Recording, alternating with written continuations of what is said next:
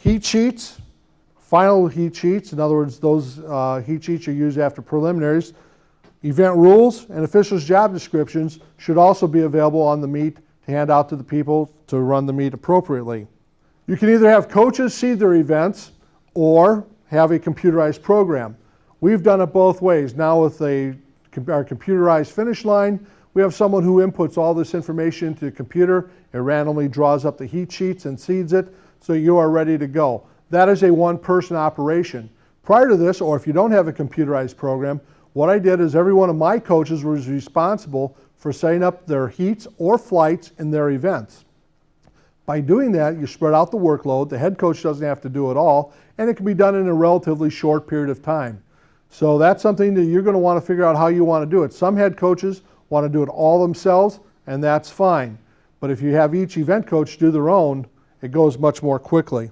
Print and post meet time schedule in various locations. I would say spread out that time schedule so people know where you are in the meet, what's coming up next, but more importantly, the athletes know how the meet is progressing. There's nothing more frustrating to me than a meet that's supposed to run on a time schedule that gets behind. So when you put your schedule together, make sure you can run on the time schedule that you have printed so the athletes know when to warm up and what their sequence is going to be. For a fan's perspective, it's always nice to know if my son or daughter is running at 4 p.m., I can get there at 4 p.m. and still see them run, or I don't have to wait until 6 because the meet isn't organized and that's running slowly. Media is a great service. We want to get some lead information out, we want meet day information, and we want wrap-up information. That falls to you unless you happen to be at the college level where you have a sports information director. But the media can draw people to your event and tell a vast number of people how successful your event was or how successful your team or athletes have been.